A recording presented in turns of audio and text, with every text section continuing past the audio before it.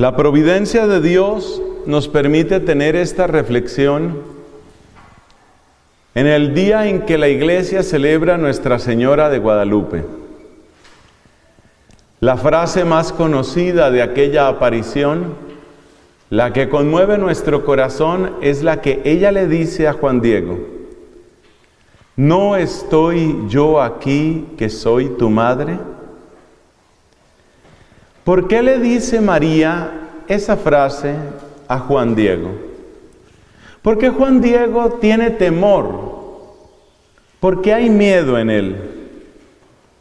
Vamos a recordar un poco de la historia de Guadalupe. Después vamos a ver algunos pasajes de la Biblia y a través de todo esto, mis hermanos, vamos a descubrir el título final de esta charla.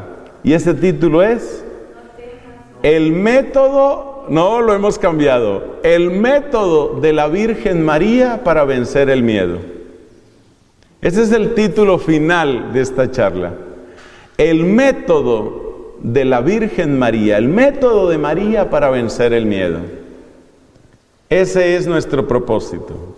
Entonces, recordemos un poco cuál era la situación de Juan Diego.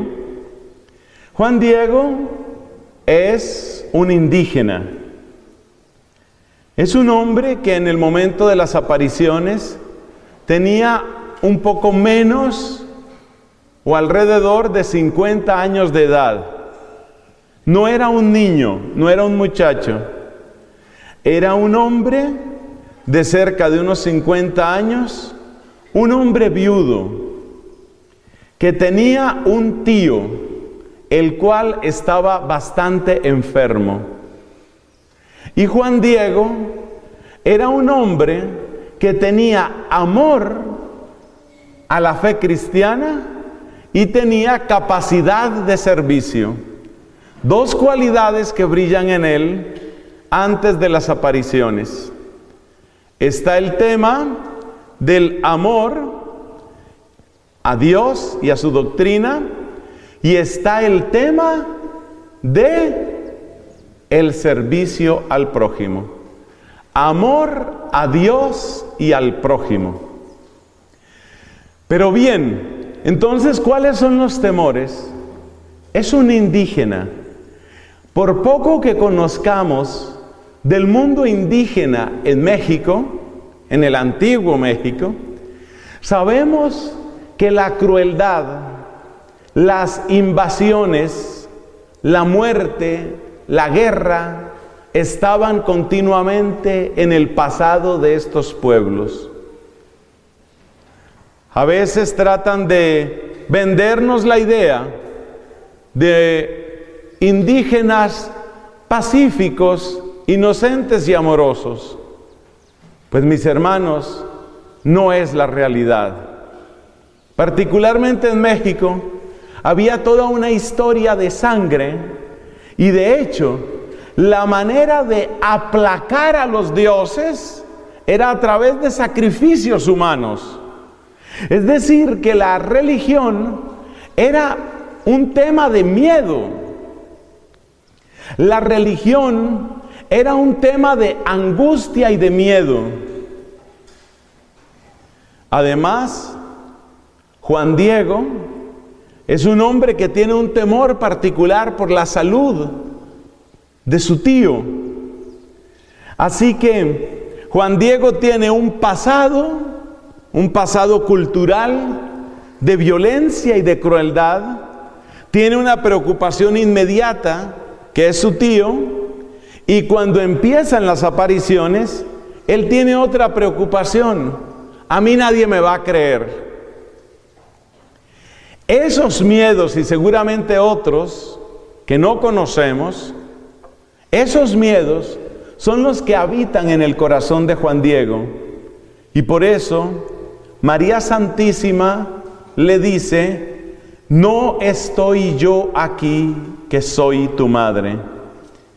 Con esa expresión lo invita a salir del miedo y a tomar su verdadera vocación. Y su vocación es la de ser mensajero de una gracia maravillosa de Dios para la nación mexicana y para el mundo entero. Entonces, destaquemos aquí 3 puntos para los apuntes que ustedes están tomando.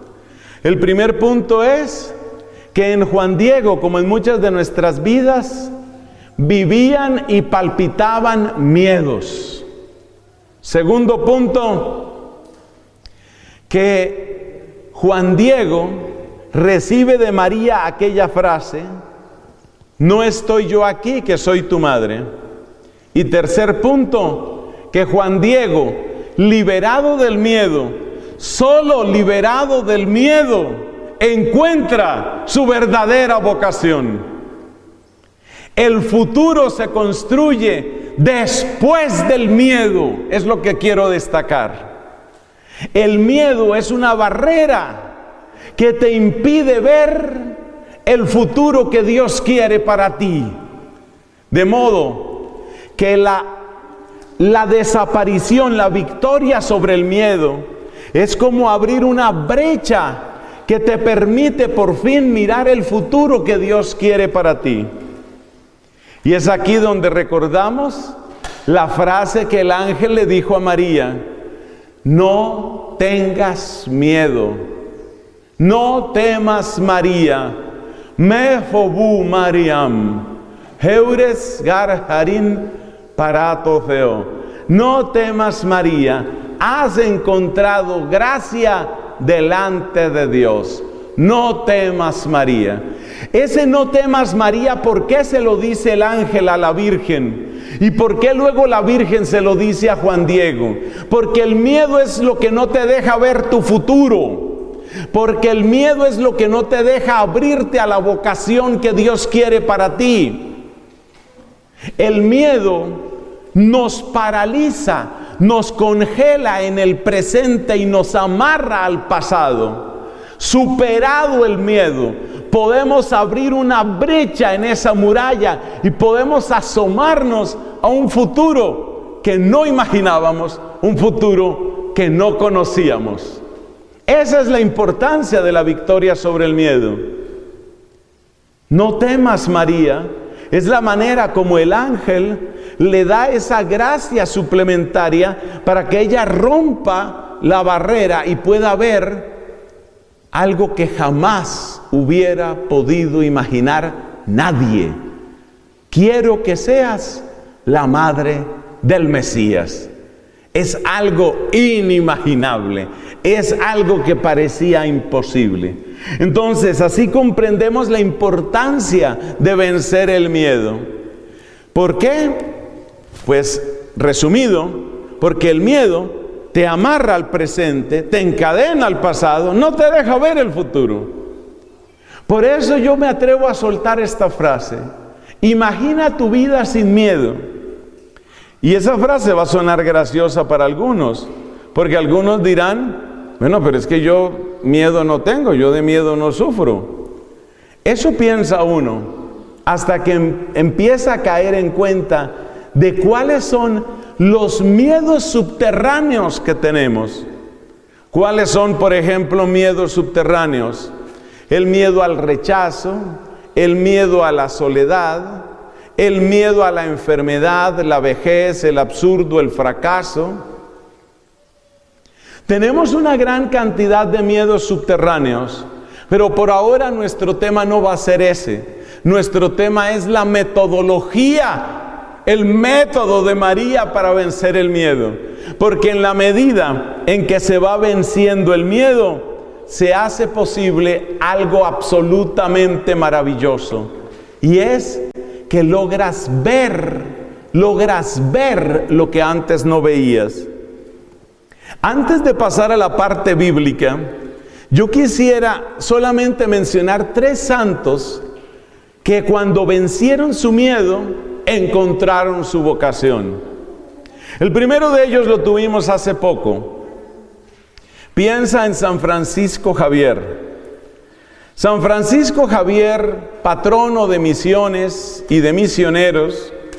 San Francisco Javier es aquel hombre que en el siglo XVI sale de Portugal, baja por el Océano Atlántico hasta el Cabo de Buena Esperanza, al sur de África, da la vuelta al continente africano,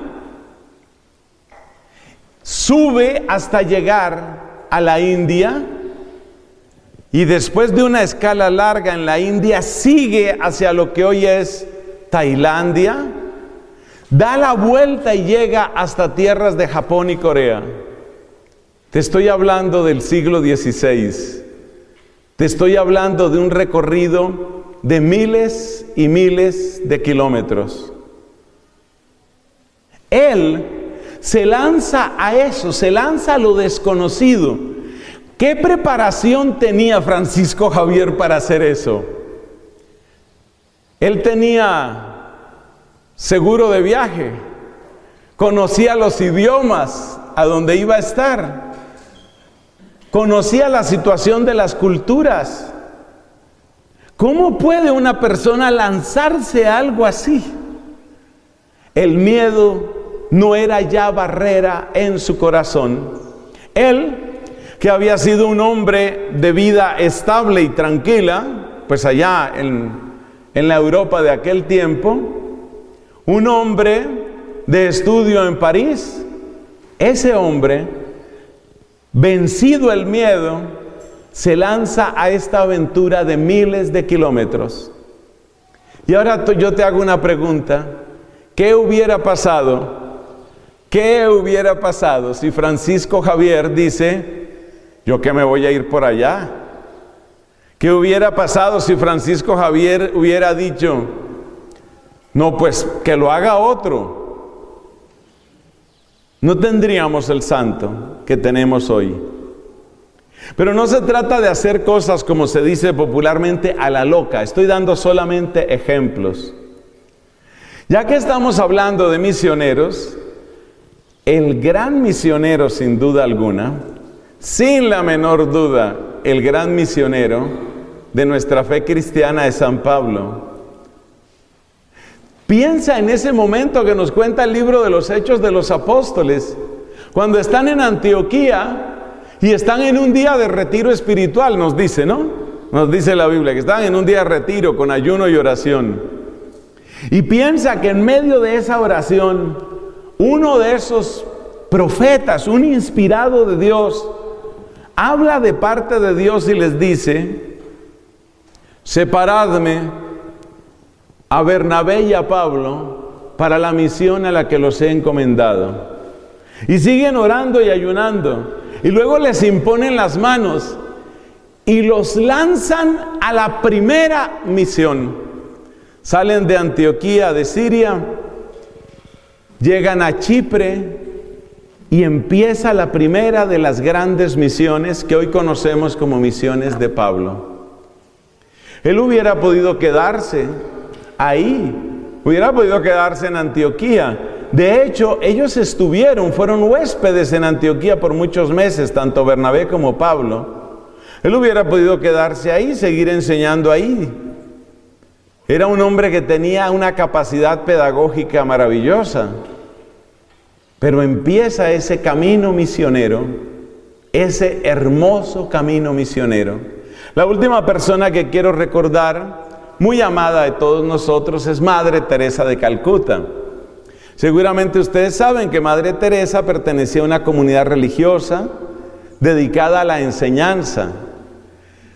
Por supuesto que ella podía ser santa, se puede ser santa en una comunidad religiosa dedicada a la enseñanza, ni más faltaba. Pero había algo, había un fuego en su corazón, había una inquietud. Eso es lo que te quiero decir, porque tal vez hay fuego también en tu corazón. Y lo que te estoy pidiendo es que no desprecies la lumbre que hay en tu alma. Que no vayas a permitir que el miedo congele, te prohíba lo mejor de tu futuro. Eso es lo que estoy queriendo con estas palabras. Que no te vaya a suceder eso. Lo mejor. Eso mejor. ¿Cómo le llegó a Teresa? Teresa de Calcuta la conocemos nosotros hoy. ¿Cómo le llegó a ella? En una inquietud permanente, en un fuego, en un deseo. Por supuesto que todo hay que discernirlo, repito, no es asunto de obrar a la loca. Todo hay que discernirlo. Pero fíjate lo que ella sentía. Ella sentía unos deseos absurdos, unos deseos ridículos. El deseo de acoger al indigente tirado en la calle. Eso parece imposible. Tan imposible como ir a Madagascar saliendo desde Portugal, lo que hizo Francisco Javier. Entonces, ¿cuáles son las llamas que hay en ti? ¿Cuál es esa lumbre? ¿Cuál es esa inquietud? ¿No te ha pasado alguna vez o muchas veces? ¿No te ha pasado que tú sientes algo así? Que tú sientes algo que parece en principio loco. Pero eso que parece loco, tal vez es de Dios. Hay que discernir, repito. Hay que discernir. Ahí puede estar obrando Dios. Todavía no puedo declarar santos, pero quiero contarles la historia de un matrimonio español que yo conocí en la ciudad irlandesa de Drógheda, porque todos los ejemplos que he dado son de religiosos. Y entonces ustedes dirán, pues entonces para ser fiel al Señor, parece que tiene uno que volverse religioso o religiosa. Y tal vez algunos de ustedes estén llamados a consagrarse a Dios. De hecho, entre ustedes hay algunas personas que están consagradas a Dios para el resto de su vida. Son nuestras queridas vírgenes seglares. Ellas han asumido esa consagración de por vida. Pero no es la única manera. ¿Por qué les cuento de este matrimonio español? Un matrimonio perteneciente al camino neocatecumenal. Resulta que ellos estaban en España, en su comunidad.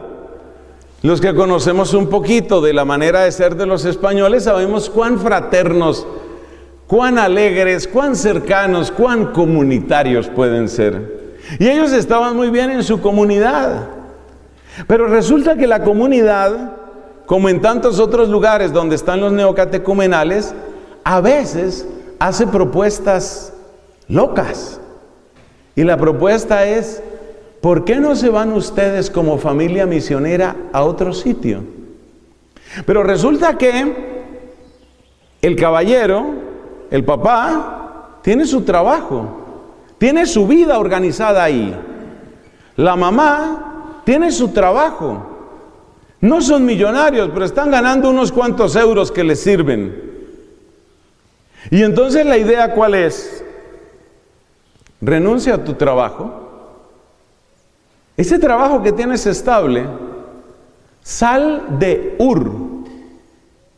Claro que si vamos a ser sinceros en la historia de Abraham, pues la historia de Abraham no es que él salió de Ur. Él terminó saliendo de Haram, donde él empieza su camino ya solo porque se muere su papá, que se llamaba Teraj o Teraj. Él sale de Haram, pero bueno, esa es otra historia. Dios está llamando. Y entonces le dicen a este matrimonio, tienen sus hijos. Los hijos están en la escuela. ¿La escuela en dónde? Pues allá en España. Madrid, España, están en el instituto, llaman allá. Están en el instituto. Pues sales de allá. ¿Y a dónde me voy a ir? Pues te vas para Irlanda. Pero es que hay un pequeño problema. En Irlanda se habla inglés. Y yo de inglés, nada. Bueno, pero ¿por qué no te vas para Irlanda? Cuando yo me los encontré allá en Drógheda, yo iba a Drógheda de vez en cuando, porque allá está un monasterio de dominicas. El único monasterio de dominicas en Irlanda está en esa población, en Drógheda. Y allá los conocí. Allí estaban ellos con sus 3, 4 hijos. ¿Y de qué vivían? Bueno, ellos estaban apoyados en la comunidad. La comunidad los sostenía a ellos. Pero ahora ponte en el lugar de la comunidad. Suponte que tú perteneces a la comunidad no sé qué catecumenal de allá de Madrid. Y entonces te dicen, bueno, fulanito y sutanita se van a ir para Irlanda. y tenemos que sostenerlos.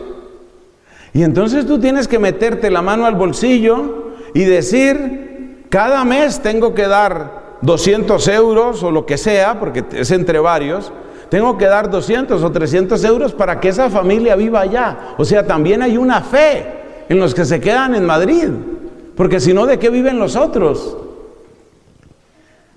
Yo no voy a canonizar al camino neocatecumenal. De hecho, hay cosas que no me gustan tanto de ellos. Pero seamos sinceros, ese es un ejemplo. Ese es un ejemplo. Y tienen papá, mamá e hijos. Y ahí van los hijos. Y como de costumbre, los hijos prontamente ya estaban hablando bastante inglés. Los papás mucho más lento. Los papás apoyándose en los hijos, porque los hijos hablaban más rápido el idioma. En ese momento los encontré yo. Entonces, la pregunta que te hago es, ¿vas a dejar morir lo mejor en ti? ¿Tus mejores sueños se van a morir de hambre y de frío? Esa es una pregunta que tenemos que hacernos. ¿Tus sueños se van a morir de hambre por estar seguro en todo? Lo repito por última vez, yo sé, todo hay que discernirlo, sí. Amén, hay que discernir. Pero ¿tus mejores sueños se van a morir de hambre?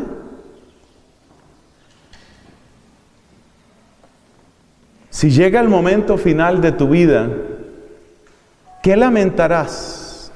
¿Qué lamentarás? Hay una expresión que se ha vuelto famosa por una película, la película de los deseos, ¿no? El bucket list. Bucket es como un balde, ¿no? Y entonces el bucket list es, ¿cuáles son los deseos que tú tienes como en un balde, como en una canastica, tal vez diríamos nosotros? ¿Cuáles son los deseos que tú tienes en una canastica?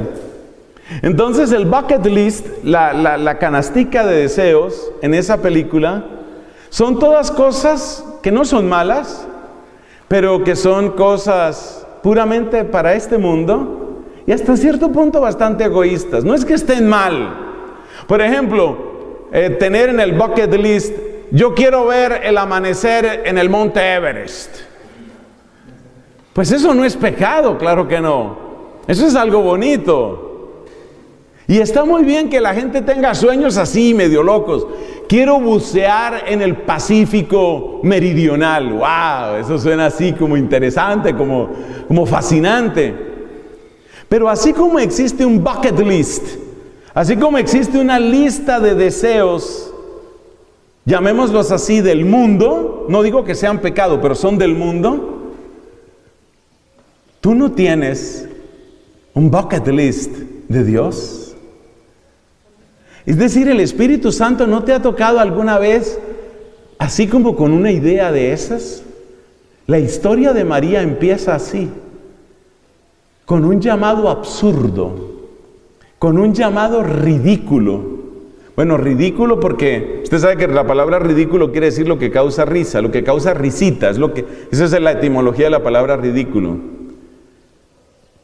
María es una adolescente, es una chica y tiene en su corazón una chispa, un anhelo que parece absurdo, un deseo absurdo. Y ese deseo absurdo de ella es, quiero ser para Dios en cuerpo y alma. La parte de ser para Dios en su alma no es rara en el pueblo de Israel. Pero que una chica diga, quiero ser para Dios en mi cuerpo, eso es lo que significa un voto virginal. Que una mujer diga, que una mujer fecunda, normal como mujer, que una mujer diga, quiero que mi cuerpo sea solo para Dios, que eso es lo que significa ser virgen para Dios, consagrarse a Dios virginalmente. Que una mujer diga eso suena raro en todo el mundo, pero en Israel donde la esterilidad tantas veces había sido vista como una maldición, que ella en Israel quiera ser virgen, es absurdo. Es absurdo. Es imposible. María siente ese deseo. Pero antes de recorrer la vida de María o algunos pasajes de la vida de María, démonos cuenta en dónde está nuestro error con el miedo. Hermanos, nosotros tenemos una idea equivocada. La idea equivocada es esta, para que por favor la escriba por ahí en alguna parte. El miedo desaparecerá cuando llegue el perfecto conocimiento y el perfecto control. El miedo desaparecerá cuando llegue el perfecto conocimiento y el perfecto control. La manera humana de manejar el miedo, ¿cuál es? Pues a través de conocimiento y control. Esa es la manera como nosotros manejamos el miedo. Y no está malo eso. Por supuesto, si usted, por ejemplo, está en una casa y suena un ruido, pues lo natural es que usted se pregunte, ¿eso qué fue? Eso es buscar conocimiento. Y entonces usted dice, bueno, pues simplemente que la madera está crujiendo. Ah, entonces todo está bajo control. O sea, las dos palabras claves con las que uno maneja el miedo son la palabra conocimiento y la palabra control. Pero entonces, ¿en dónde está lo equivocado? En que uno cree que uno puede llegar a tener perfecto conocimiento y puede llegar a tener perfecto control. Y resulta que el perfecto control uno nunca lo tiene. Uno nunca puede controlar todos los factores y todo lo que va a suceder. Y cuando una persona pone su corazón en la autopista del perfecto conocimiento y el perfecto control, ¿qué crees que va a pasar con esa persona? Se ha metido en una empresa imposible.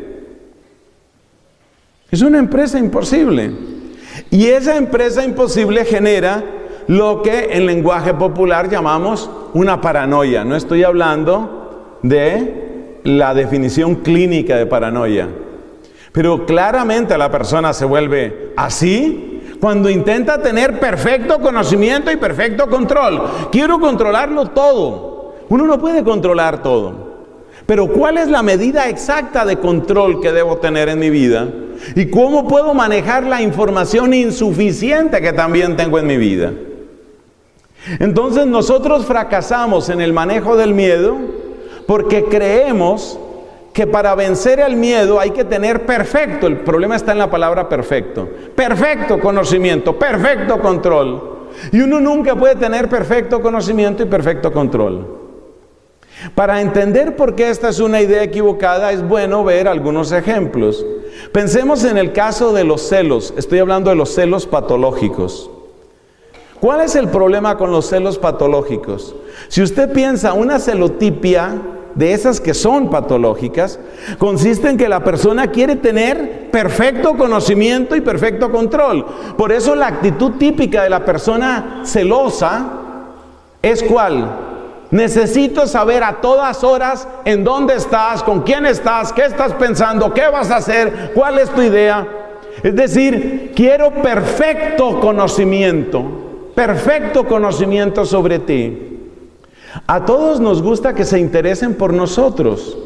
Es muy feo cuando uno no le importa nada a nadie. Es horrible. Uno sí quiere que la gente se interese en uno. Claro que lo quiere. Pero el problema está en cuando quieren saber todo de uno y a todas horas. Eso es miedo. Eso se llama miedo. Como quien dice, si hay algo de ti que yo no sé, a través de eso que yo no sé, se está metiendo lo que te va a destruir. Y pues tú eres muy importante para mí. Eso es lo típico de los celos. Hace poco Conocí la situación, bueno, eso pasa todos los días, conocí la situación de una parejita de novios. La relación se dañó y la razón por la que se dañó fueron los celos. Porque resulta que en concreto este hombre cada vez quería controlar más y quería tener más información. Fíjate que es un mal manejo del miedo. Entonces, por ejemplo, pues ya te imaginarás cuáles eran las estrategias de él. Entonces, las estrategias de él, ¿cuáles eran? Necesito que me des todas las contraseñas de tus correos. Necesito que me des todas las contraseñas de tus redes sociales. Y entonces por allá a 4 de la mañana estaba el hombre hurgando a ver qué fue lo que puso en Facebook, qué fue lo que le dijeron en este chat o en este otro. ¿Y en dónde termina eso? En destrucción, en asfixia. Eso se llama mal manejo del miedo. Entonces el problema está en cómo encuentras tú la medida. Y un tema es el tema de los celos. Los celos son una expresión deformada de miedo. Por eso necesitamos aprender a manejar nuestros miedos. Y por eso María Santísima es una bendición gigantesca en nuestra vida. Sobre todo lo más doloroso, a mí de verdad me dolió que se dañara ese noviazgo, me dolió. Entre otras cosas porque era una pareja muy bonita, también físicamente. El tipo muy bien parecido, siempre me pareció muy agradable como persona y eso, muy bien parecido. Y ella, una mujer hermosa, dulce, no sé, con tantas cualidades. Era una de esas parejas que uno realmente quisiera que funcionaran. Nada, no se pudo. ¿Qué fue lo que destruyó esa relación? Los celos. ¿Y qué significan los celos? Miedo. Es físico miedo. Y lo más triste es que ese hombre, yo creo que realmente amaba a esa mujer, pero creo que a esa mujer la amaba más la mamá de él. Ahí había un tema de suegra también muy importante. Pero esta suegra quería bien a la chica, la quería mucho, porque después de eso me he seguido hablando. Y este hombre, esta mujer, la suegra, quería mucho a la chica. Pero fíjate, hay modos de querer tanto que ahorcan, que asfixian. Se puede llegar a destruir la persona que tú amas por un problema de miedo mal manejado. Destruir a lo que yo amo, destruir a quien yo amo. Es difícil pensar una tragedia peor que esa. Y eso tiene que ver exactamente con el miedo. Otras personas entran con otro tipo de miedos. Hace unos años leí un libro muy interesante que habla sobre, son distintas reflexiones sobre la salud y lo que hace la gente por tratar de mantenerse saludable. Entonces, cada capitulito cuenta historias de qué hace la gente por mantenerse saludable. Uno de esos capítulos está dedicado precisamente a la mamá del autor. Y resulta que esta era una señora que estaba obsesionada con el tema de la radiación electromagnética. Estaba obsesionada con que los celulares nos están produciendo cáncer. El microondas le deja algo a la comida que luego se mete en mi cuerpo y entonces eso me destruye. Las líneas de tensión que pasan cerca de mi casa, eso también está destruyendo mi cerebro. Eso cada vez que paso por ahí me mata unas cuantas neuronas. Por eso me estoy poco a poco embruteciendo. Era una señora que estaba obsesionada con el tema de la radiación. Como era una señora que tenía bastante dinero, ya verán lo que hizo. Una de sus casas tenía un patio inmenso. Por lo que yo entendí de la descripción, el patio era como lo que en Colombia llamamos media manzana, como media hectárea. Y ese fue el paraíso para ella. ¿Por qué?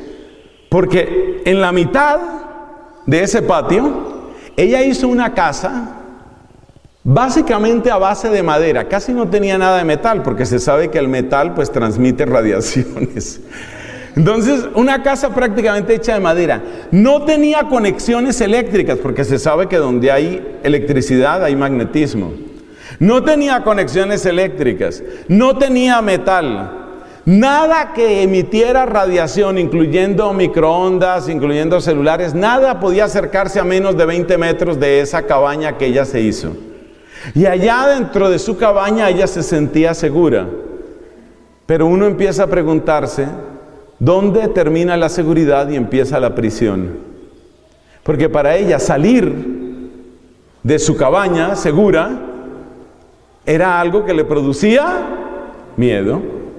Entonces ella tenía que permanecer en su cabaña segura. Y la peor de las ironías, ¿cuál es? La señora murió de cáncer. Entonces, ahí está el tema. Claro, cualquiera de nosotros puede morir de cáncer, a todos nos pueden pasar muchas cosas. Pero date cuenta cómo con el miedo no solo destruimos a las otras personas, sino que también nos destruimos a nosotros mismos.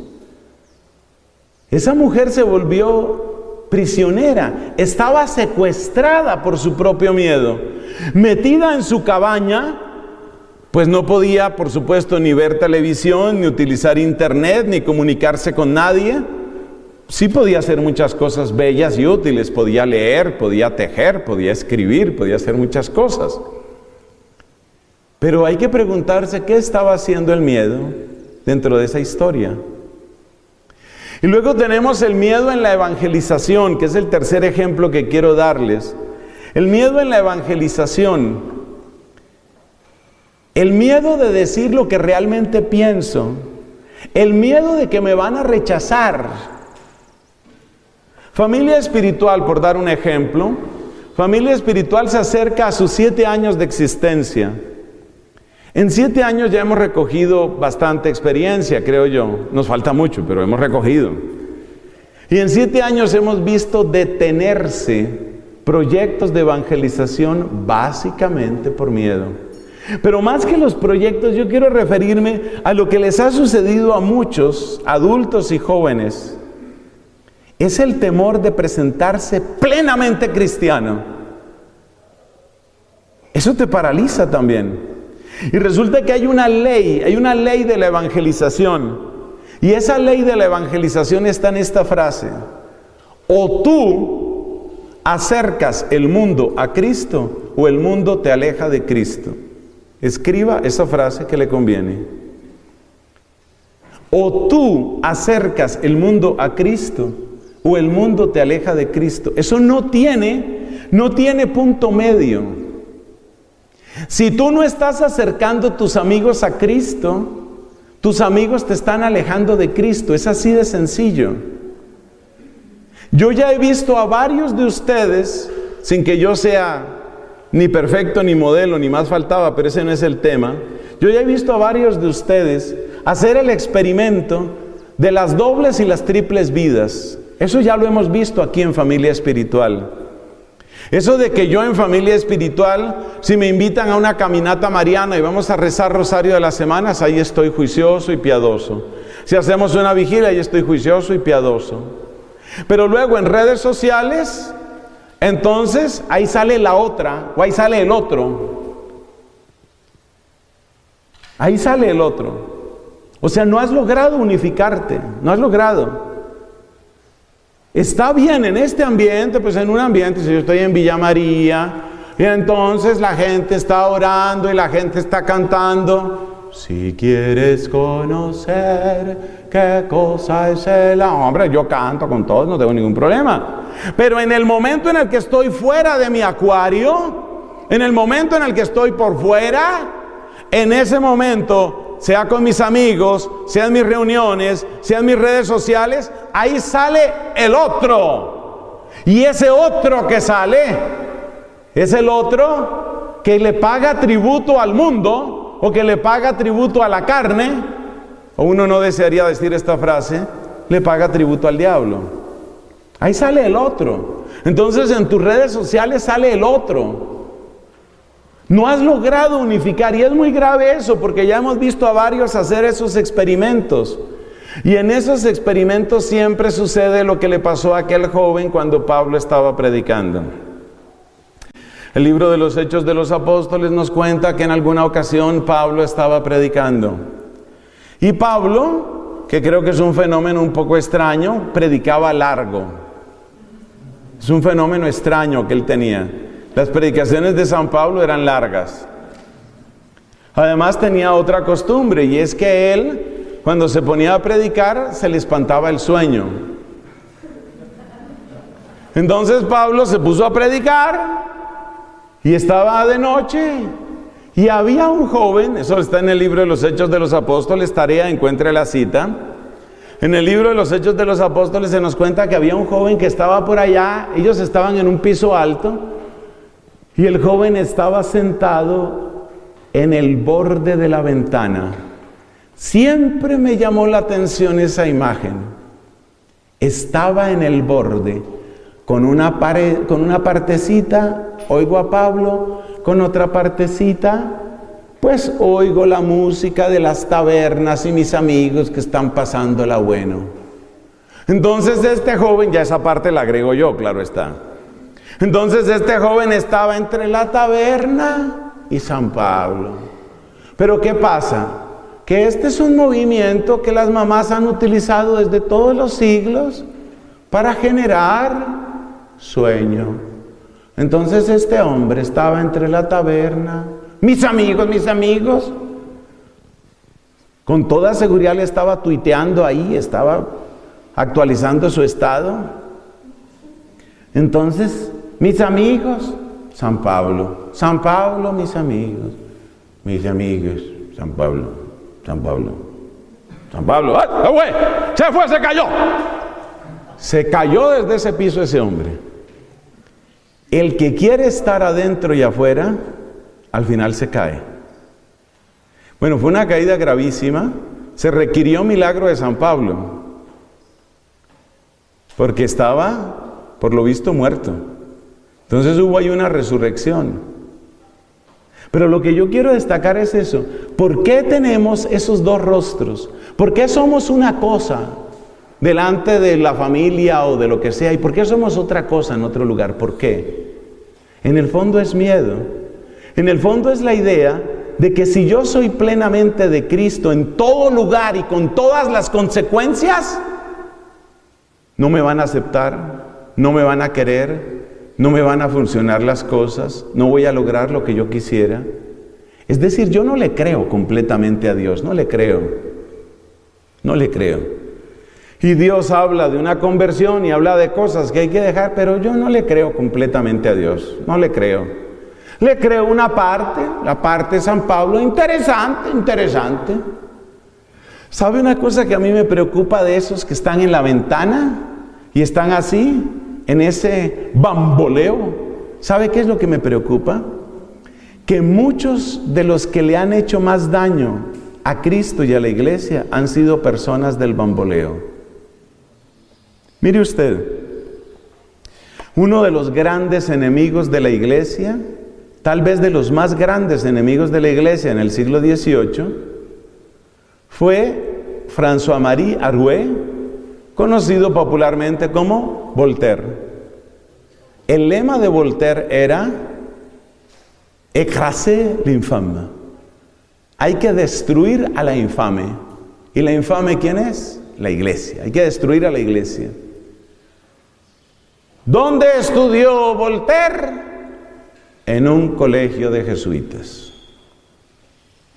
Uno de los hombres que ha causado más confusión en la filosofía no era un hombre perverso, no era enemigo de la iglesia, de hecho era un hombre más bien piadoso, pero le ha hecho un daño muy grande a la filosofía, con las implicaciones que luego eso tiene en la teología, etcétera. René Descartes. René Descartes, ¿con quién se educó? En otro colegio católico, el más famoso de la época, La Flèche. El colegio católico, bueno, en ese caso también era de jesuitas, no tengo nada contra los jesuitas, o tal vez tengo solo poquito. Bueno, el hecho es que fíjate, son gente que ha estudiado con la iglesia. Es decir, estaban oyendo, pero también estaban oyendo. No se te olvide que para entregar a Jesucristo se necesitó un Judas que supiera guiar a los enemigos de Cristo hasta donde estaba Cristo. Entonces, la mejor manera de criar un Judas se llama el bamboleo. Es decir, yo oigo aquí lo de Dios, pero por otra parte estoy con el mundo. ¿Por qué? Porque no le creo completamente a Dios. Ah, entonces quiere decir que yo solo tengo que estar que rece. No. Es necesario que haya en ti alegría, diversión, compartir, según Dios. Según Dios. ¿Y cómo sé que tu alegría, tu compartir, tu descanso son según Dios? Pues es muy sencillo.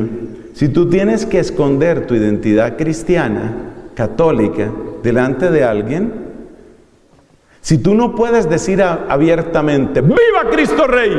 Si tú no puedes soltar un ¡viva Cristo Rey!, te estás escondiendo, papá.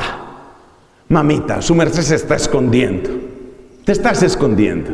Si no puedes proclamar un ¡viva Cristo Rey!, si eso no cabe en tus redes sociales, te estás engañando. Estás en el bamboleo. ¿En qué consistió la tesis doctoral de Carlos Marx?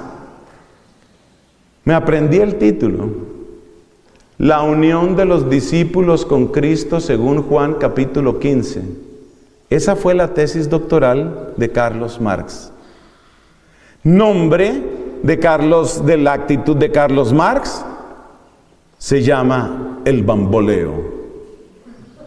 Entonces, por una parte conozco Biblia, pero por otra parte mi corazón está en otras cosas. Esos son los enemigos que Cristo no necesita. Gente que lo conozca mucho y que lo ame poco.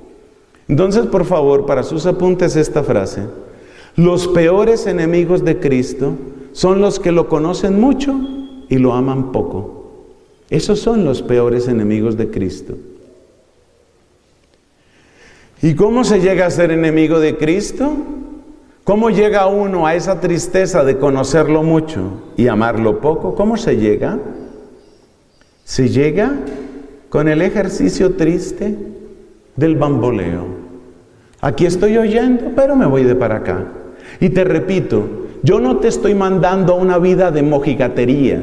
Yo no te estoy diciendo que todo tiene que ser oración. Te estoy diciendo que allí donde tú vayas a divertirte, allí donde tú vayas a bailar, allí donde tú vayas a tomarte todas las fotos que quieras, allí donde tú quieras reírte y comer bueno, hazlo, pero que no tengas que esconder quién eres.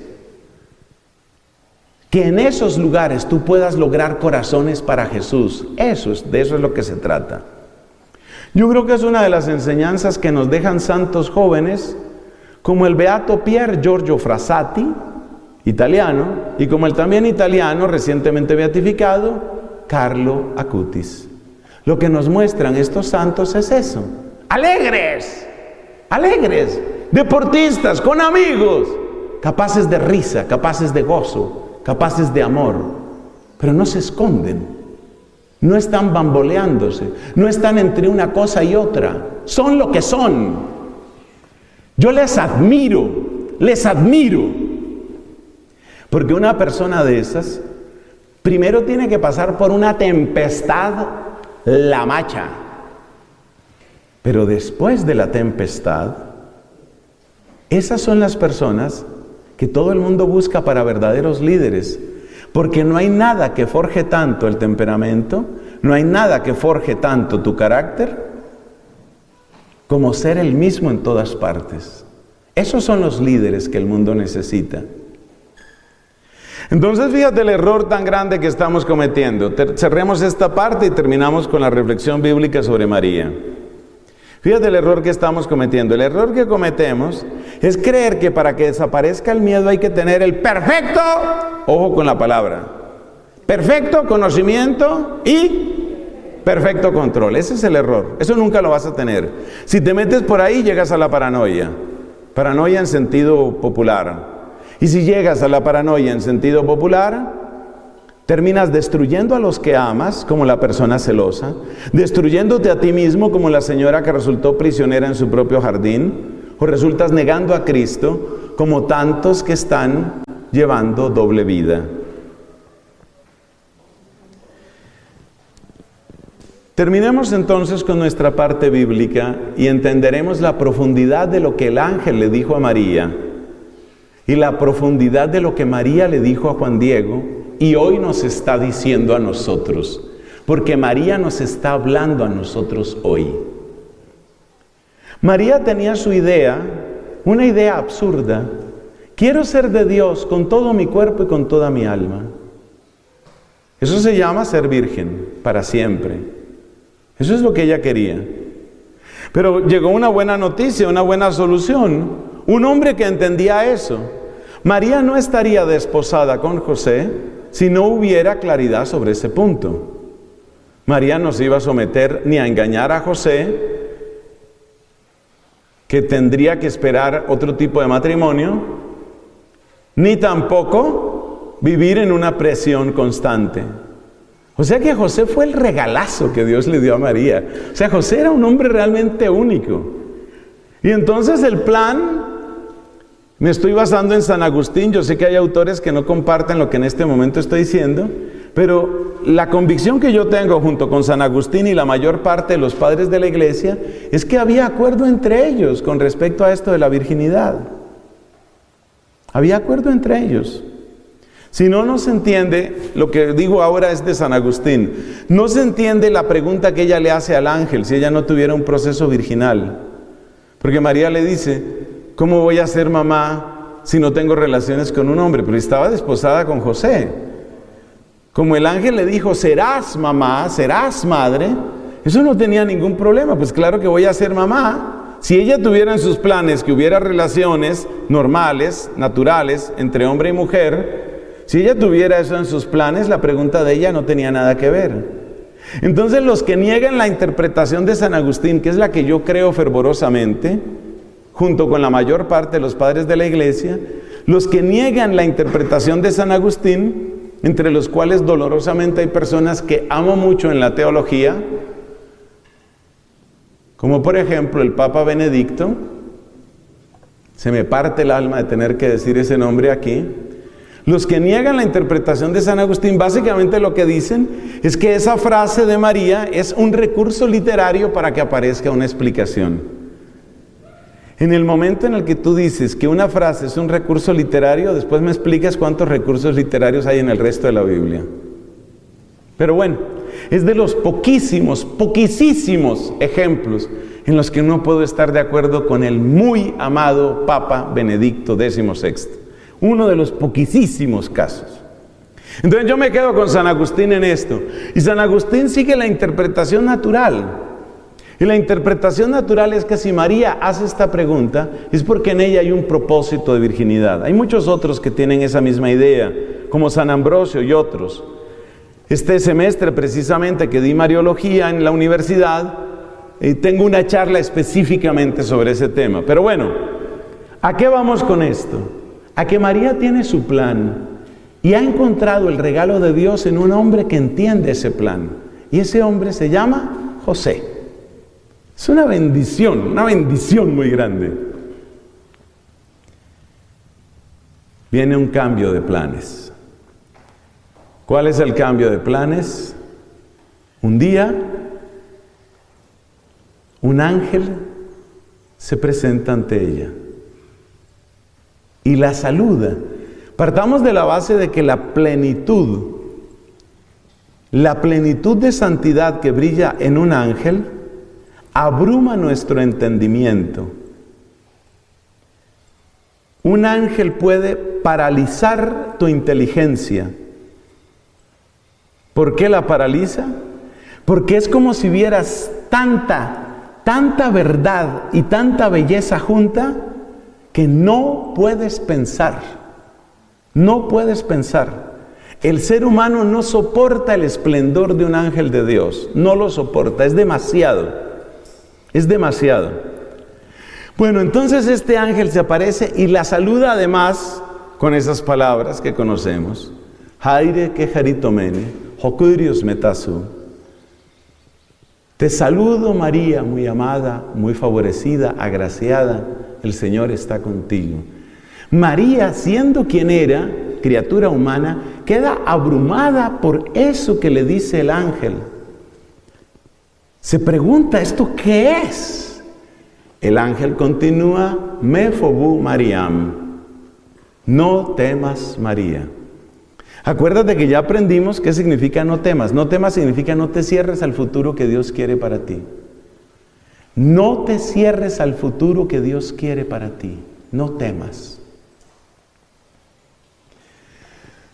Si nos damos cuenta, y aquí va apareciendo la metodología, el método de María, si nos damos cuenta, María está entre la incertidumbre y la confianza. Hay una incertidumbre. ¿Esto qué es? ¿Esto qué significa? ¿Qué es esto? Esa incertidumbre. ¿Qué va a pasar conmigo ahora? Por eso pregunta, ¿cómo será esto? ¿Cómo será esto? Dios la saca de su zona de confort. Aunque creo que es un uso un poco infantil de esa expresión. Dios la saca de su zona de confort. El mundo estaba organizado para María. ¿Cómo era el mundo de María? El Espíritu Santo ha puesto en mí el ser de Dios en cuerpo y alma. Y he encontrado un hombre que entiende esto. Ya está organizada mi vida. Vamos a llevar un matrimonio santo. Ya está. Pero llega Dios y desorganiza. Llega Dios y cambia el libreto. Llega Dios y te pone en otro pentagrama. Y en ese otro pentagrama, ¿qué voy a hacer yo?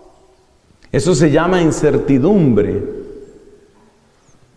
Pero María sabe que ninguna incertidumbre es absoluta, porque debajo de toda incertidumbre hay alguien que no cambia, que se llama Dios, y hay algo que no cambia y que se llama su amor. El método de María es vencer la incertidumbre con la confianza. Y el método de María es construir la confianza como las santas mujeres. Vamos a explicar eso con la ayuda de Dios. Entonces, el método de María empieza con vencer la incertidumbre con la confianza. Pero la confianza hay que construirla.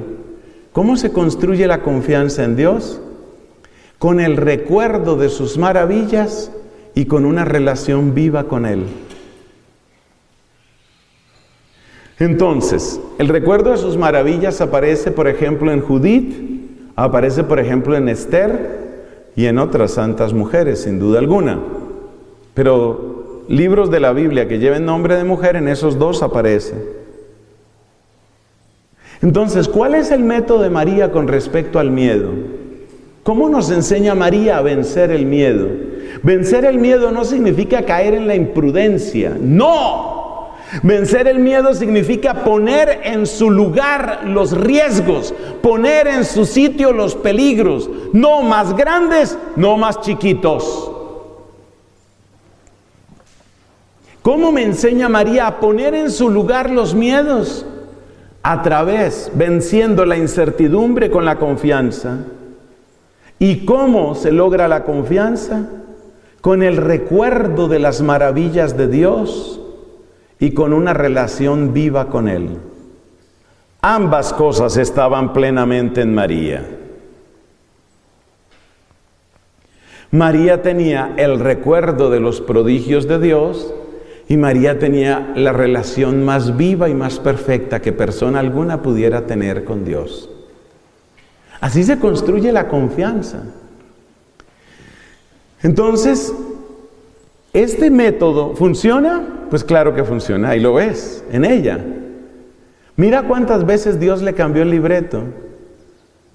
Bueno, ya el ángel le explicó a José, entonces, bueno, ya sabemos cómo es. De nuevo ha quedado organizada la vida. Sigue el matrimonio, el ángel le dijo a José, no temas recibir a María, tu mujer, siempre destaco eso, tu mujer en tu casa. José recibe a María en su casa, ya está, recibida. De nuevo la situación está estable. Decreto del emperador Augusto. Censo. ¿Se imaginan ustedes esa conversación entre José y María? Tenemos que salir, tenemos que ir a Belén. Porque José era de ahí, de la familia de David. De hecho, José era el rey, no era Herodes. El rey era José. Pero eso solo lo sabía Dios. Es increíble Dios. Y entonces José le dice, no, tenemos que ir a Belén.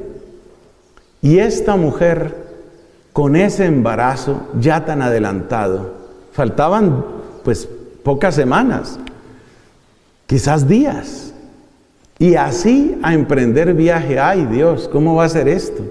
De nuevo la incertidumbre.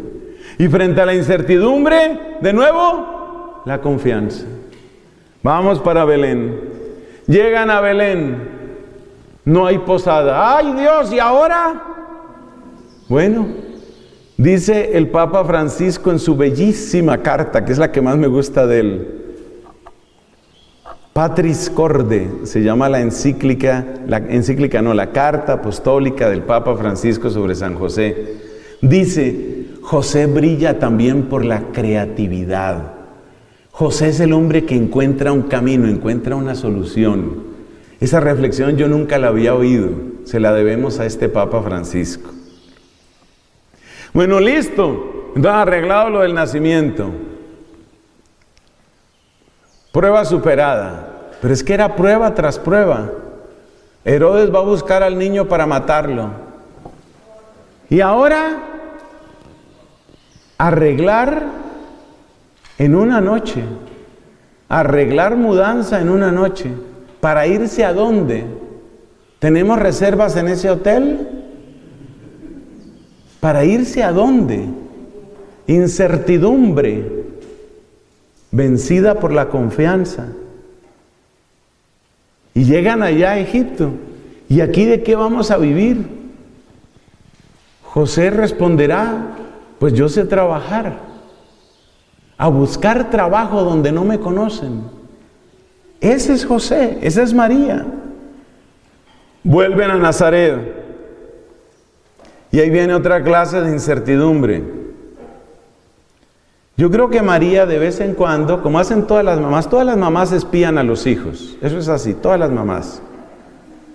Mamá que se respete espía a los hijos. Está ahí mirando. De soslayo está mirando allá. Entonces yo creo que María se quedaba así mirando a José. Bueno, José lo miraba, pero ahora hablamos es de Jesús. Se quedaba mirando a Jesús. A ver si de pronto hacía como un milagro, alguna cosa. Quizás Jesús iba a agrandar el postre. Entonces María se quedaba así mirándolo así de lejos, a ver. 0 milagros. 0. Bueno, lo de los 12 años en el templo, ese fue otro susto. Pero después de eso, José, un muchacho sano.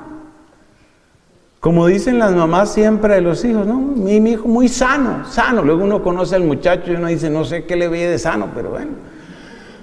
No, mi hijo muy sano. Oiga, 13 años, 14 años, 18 años, ya Jesús con cédula. Y lo que me dijo el ángel, su merced, Yeshua, ¿sí se siente como bien?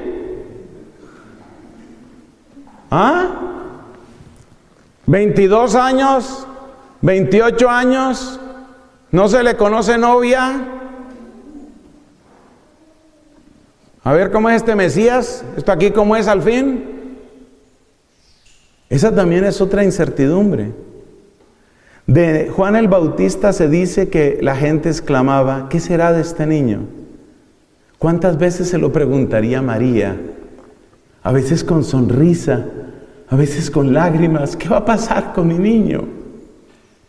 Y luego se muere José, no sabemos a qué edad de Cristo se muere José. Otra incertidumbre. Y luego empieza la predicación de Juan Bautista y luego una escena que me ha hecho llorar varias veces. El día en que Jesús sale de casa.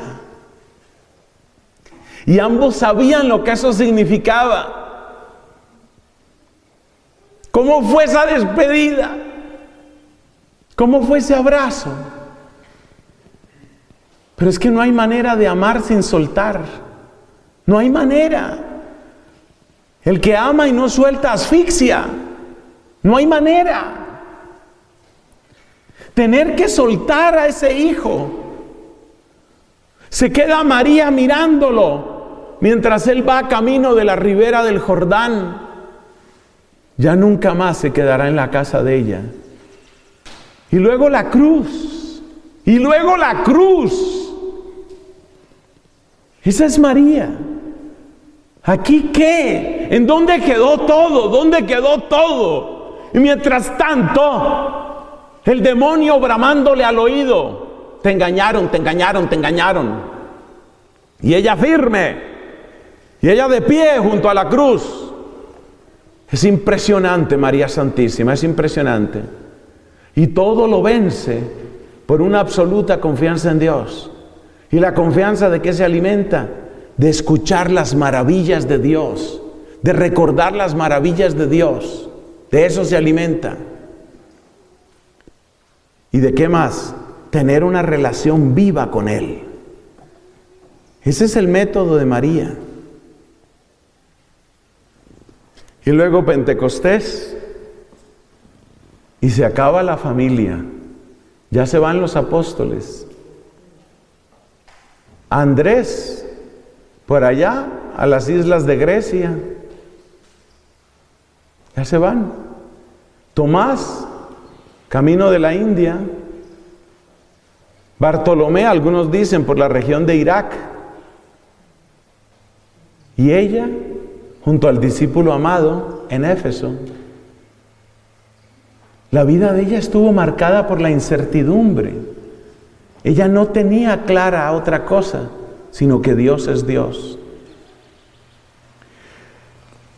Esa es la última frase que te voy a pedir que escribas. Ella no tenía clara otra cosa. María no tenía clara otra cosa, sino que Dios es Dios.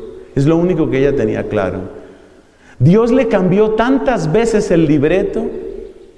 Le cambió tantas veces, que finalmente ella no tenía otro camino sino vivir en Dios y para Dios. María, educada en este camino, sabe lo que es confiar en Dios. Y por eso quiero terminar con la guadalupana. Cuando Juan Diego le dice todo preocupado: pero es que mi tío es que está enfermito. María, que había vivido tantas cosas, ve la angustia de Juan Diego por la enfermedad del tío. Eso que te preocupa es tan pequeño, le dice ella. ¿Por qué ella le dice eso? Porque ella ha conocido preocupaciones grandes. Qué hermoso que María nos repita eso. Qué hermoso que María lo pueda decir y que lo escuchen todos, pero sobre todo nuestros niños y jóvenes. Eso que te preocupa es tan pequeño. Así le habla María a Juan Diego. No te preocupes por eso. Y luego, para darle ánimo, le añade: es que yo voy a estar contigo. Yo no te voy a dejar. Yo soy tu mamá, yo no te voy a dejar. Lo que te preocupa es pequeño. Así le empieza a quitar el miedo. Y luego le dice: yo voy a estar contigo, para terminar de quitarle el miedo. Que María Santísima deje sentir su presencia en nuestras vidas, para que no tengamos que vivir en el bamboleo, para que no tengamos que vivir con doble vida, para que no tengamos que esconder la mirada, para que no tengamos que decirnos mentiras o decirlas a otros. Qué importante, qué bello, qué grande que ella esté con nosotros.